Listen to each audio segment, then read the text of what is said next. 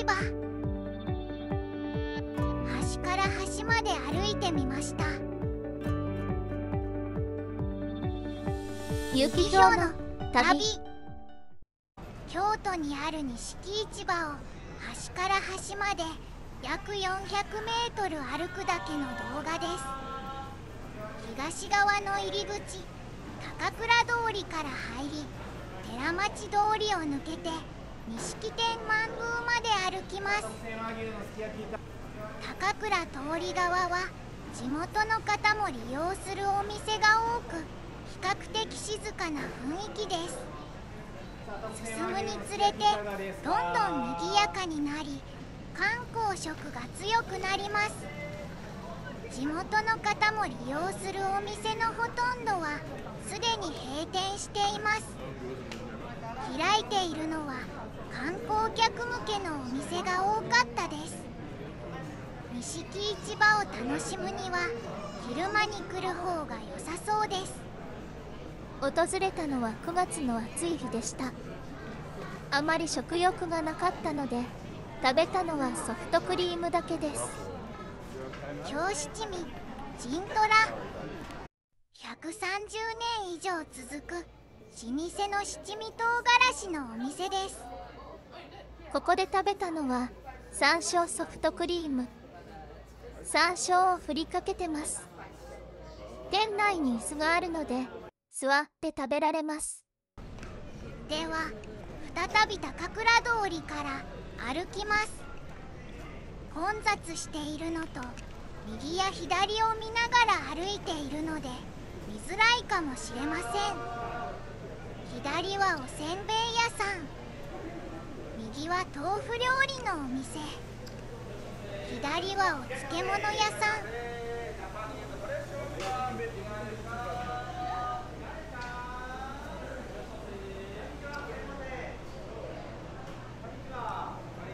右は柿屋さん。イートインできます。ドラッグストア、すき焼きのお店、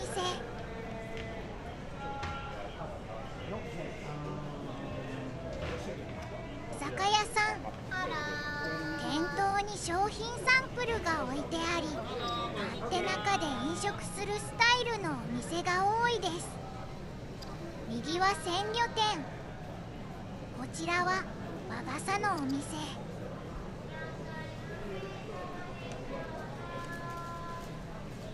左はベーカリーカフェ。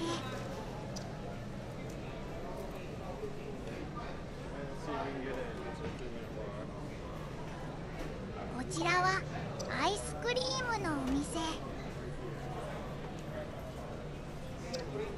餃子のお店。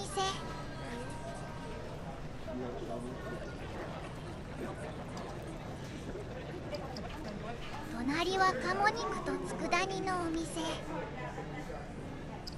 お箸のお店。カラフルな箸置きもたくさんあります。鶴の置物。鶴は日本では長寿や平和の象徴です。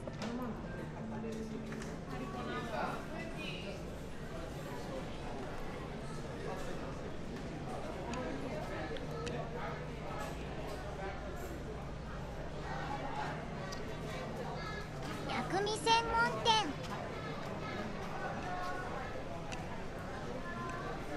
先ほどソフトクリームを食べた陣虎。ここも薬味専門店。隣は豆乳ドーナツ屋さん。境町通りを渡って歩き続けます。右には立ち飲みの屋台村。お腹を空かせてきて食べ歩きをするのが楽しそう。左には鮮魚店が営む一口サイズの串焼きや雑貨もあります。和牛やお寿司のお店。生ものを店頭に置きっぱなしかと思いましたが、多分これはサンプル品です。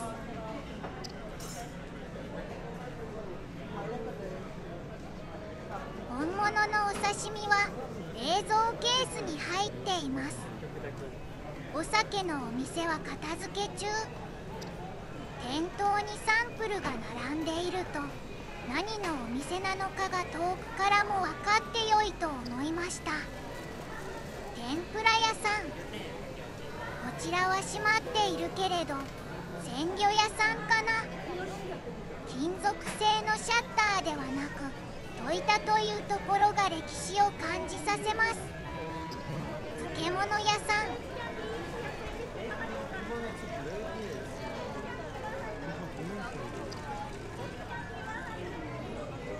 なんだろう、スイーツ。青果店が経営しているのできっと美味しい果物スイーツ。錦市場では爆食しようと楽しみにしてたのですが、全然食べられなくてすみません。こ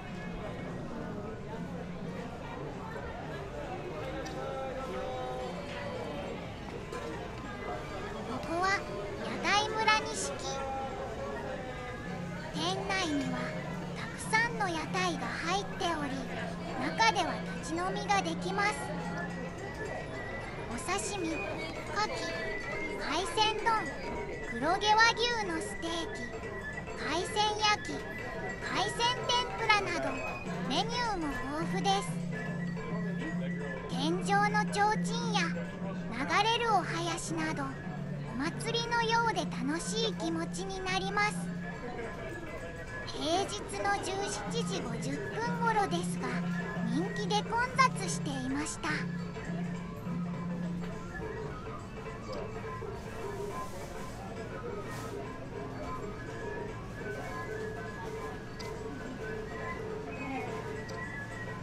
樽のテーブルで立ったまま飲食するスタイル。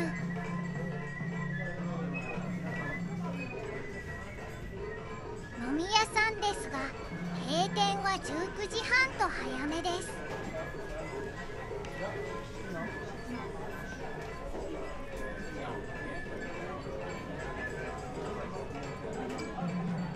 右はお酒の屋台。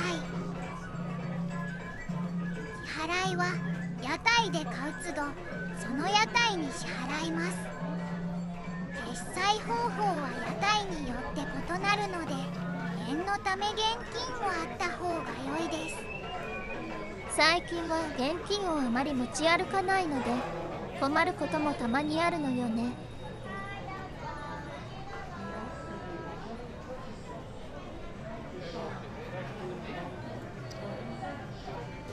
大好きなちりめん山椒、買うのを忘れてしまいました。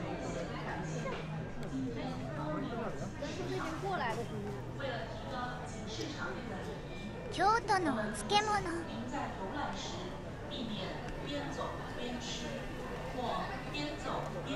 生牡蠣のお店。大好きな牡蠣も疲れちゃって食べられませんでした。ここで買ってその場で食べることができます。食欲の秋に来るべきだったわね。左は抹茶スイーツのお店。こちらはスヌーピー茶屋。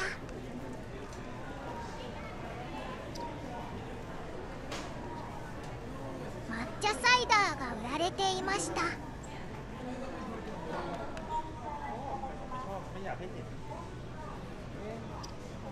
かんざし屋さん。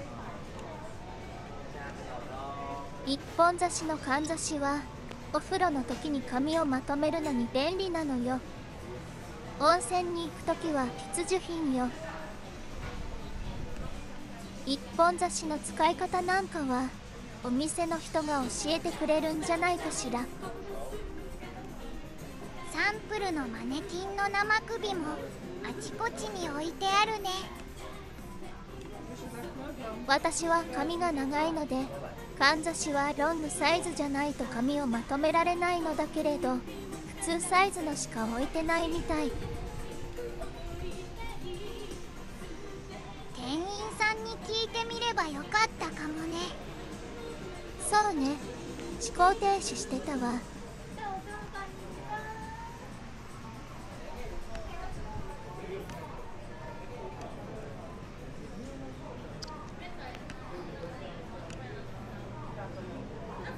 焼き屋さん。海外の人にもたこ焼きは人気らしいね。柳の番場通りを渡ります。右はうどん焼く仕上げのお店。22時まで営業しています。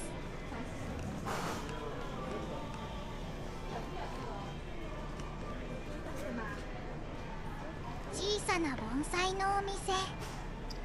種から盆栽を育てるそうですよ。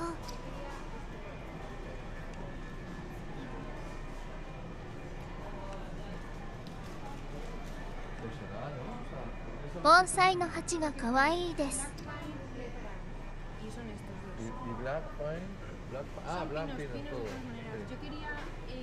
盆栽店の中にはドリンク店も入っています。隣はホタテのお店。他の海産物もその場で食べられます。大好物の生牡蠣。次回来ることがあったら錦市場で牡蠣の食べ歩きをしたい。こんにゃく石鹸。こんにゃくといえば群馬だけれど京都にまで進出しているなんて、群馬の野望恐るべし。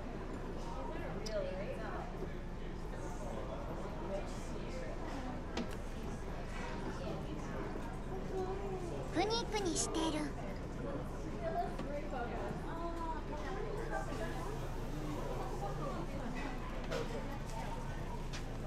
かまぼこのお店。ほとんど売り切れ。創作揚げ物が人気みたいです。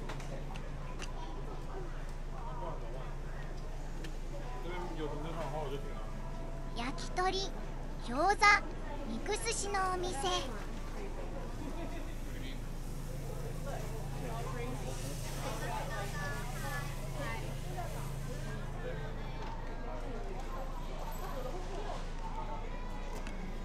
こちらには焼き鳥。向かいには池政亭。2026年版の最新ガイドブックで見たかき揚げ丼を食べる予定でした。でも行ってみたらお寿司屋さんになっていました。お店の上には池政亭とありますが、横には寿司錦の看板がありました。2階が池政亭で、今日は臨時休業だったのかな。魚屋さんと用品店は閉まってる。花屋さん。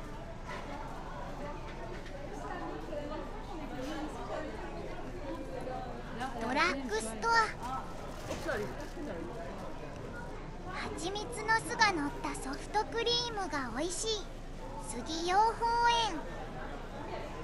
ここ数年で結構値上がりしたのよね。今のご時世、値上げは仕方ない。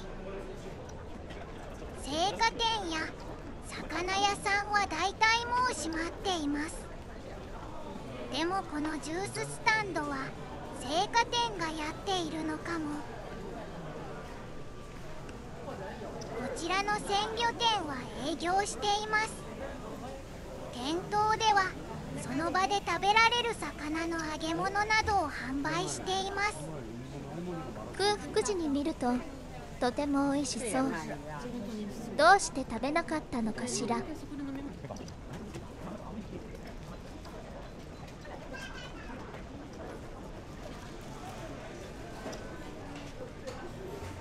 福だるまの形の焼き菓子のお店。パッケージがカラフル。雪だるまかと思ったら福だるまなのね。可愛らしいお土産が揃っているお店。雑貨やお菓子、お酒などいろいろあります。たこ焼き屋さん。カリカリ仕上げということは銀だこみたいなのかな。隣はおせんべい屋さん。豆せんべいが置いてあります。このせんべいを食べれば炭水化物とタンパク質両方取れるわね。しばらく閉まった店舗が続きます。お箸のお店、箸置きの種類も豊富。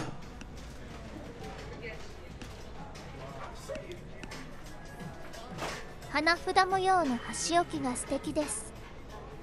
でも本来いない動物が描かれています。このお店のオリジナルなんだろうね。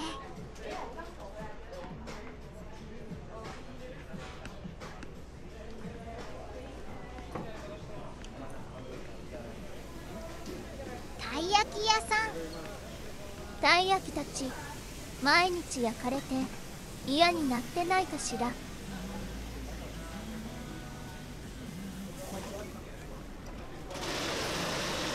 隣は和牛の串焼き屋さん。隣は魚の練り物屋さん。向かいの鳥屋さんは閉まってます。この錦市場と富小路通りの十字路にライブカメラがあります。混雑具合などを確認できます。概要欄にリンクを貼っておきます。では再び錦天満宮を目指して歩きます。この角のお店はオープンしたばかりの包丁のお店。ライトがチカチカしているので静止画を置いてみました。こ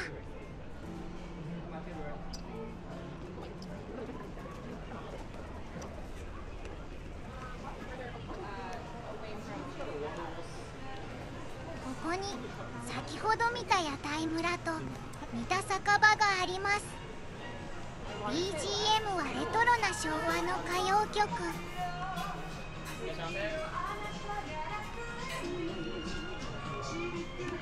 屋台村よりも狭いですが立ち飲みのコーナーとテーブルと椅子もあります。天ぷら、焼き鳥、餃子、肉寿司、カニカマとホタテ料理の5つの屋台が入っています。お店は19時閉店です。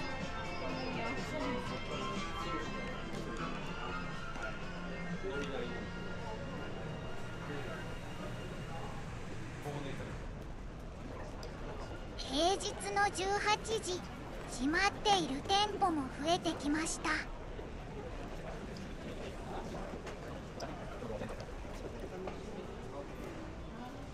お寿司屋さん。並んでいるのは多分サンプル。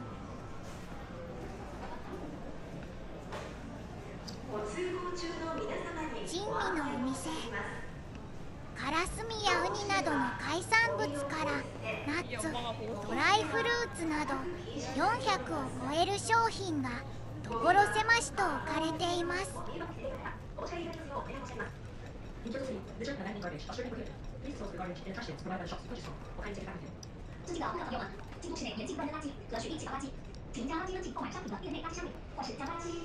ーナッツのお店も佃煮のお店も明かりはついているけれども店じまい。不夜町通りを越えて進みます。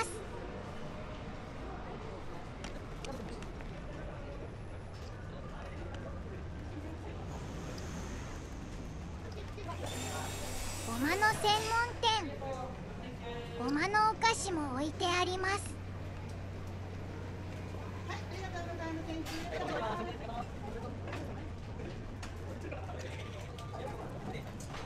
両サイドに居酒屋さんがあります。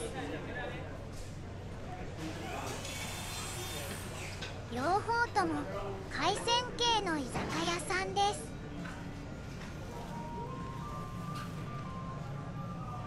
こちらのお店は閉店です。もっと早く来ないとダメですね。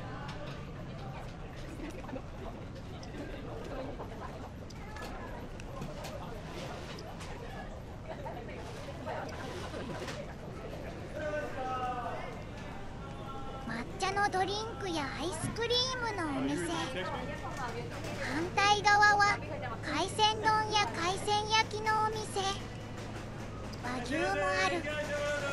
錦尾市場食べ尽くそうとしたら1ヶ月くらいかかりそうね。次回絶対に食べてみたいのはこれ。タコ卵。タコの頭にうずらの卵が詰め込んであるのよ。ジントラの七味をかけたらさらに美味しそうだ。ステーキレストラン。お肉屋さんが経営しているからきっととても美味しい和牛。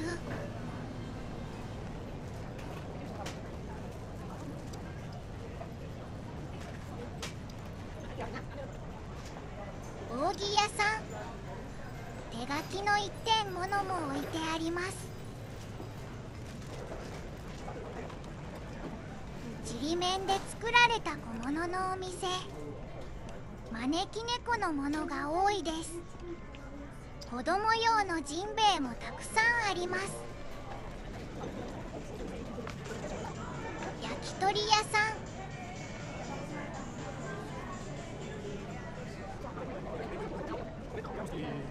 隣はいちごとさつまいものスイーツ店。五小町通りを渡って先に進みます。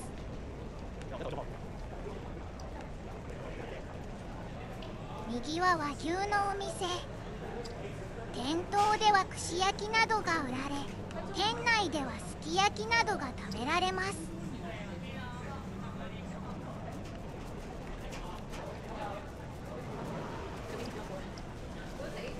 こちらはカニ侍。カニ料理のお店です。ポント町にもお店があり、ランチで利用しました。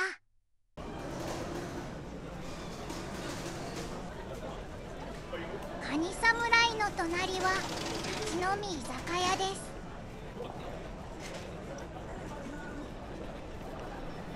靴屋さん。錦市場はここまでで賑やかな寺町通りに出ます。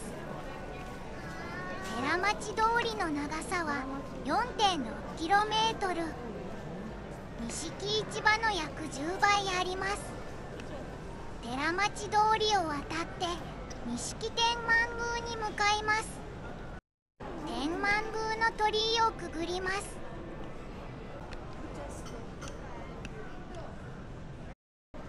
右にはハンバーガーチェーンのウェンディーズ。反対側にはパワーストーンやアクセサリー、開運グッズを扱うお店があります。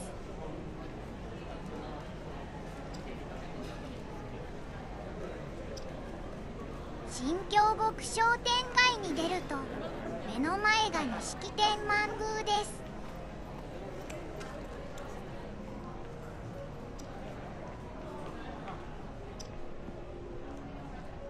夕暮れの天満宮の中を歩きます。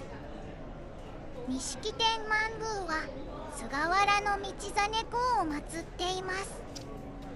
菅原道真といえば悪門の神様です。右いるのは撫牛。菅原道真公の神の使いとして祀られており、悪行成就を願う人々にとって特別な存在です。悪行のほか商売繁盛や厄除け、開運を願う参拝者も多いそうです。それでは最後は天満宮の様子の映像でお別れです。夕暮れは電灯が灯って綺麗でした。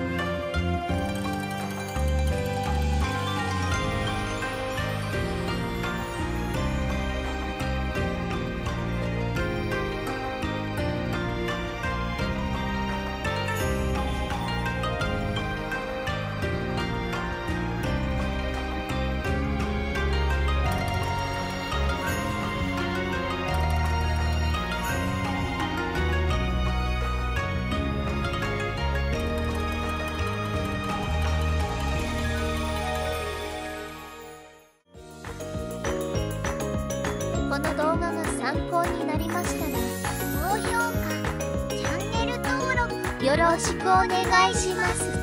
他の動画もよろしく、チャンネル登録も。最後までご視聴ありがとうございました。また見に来てください。またね。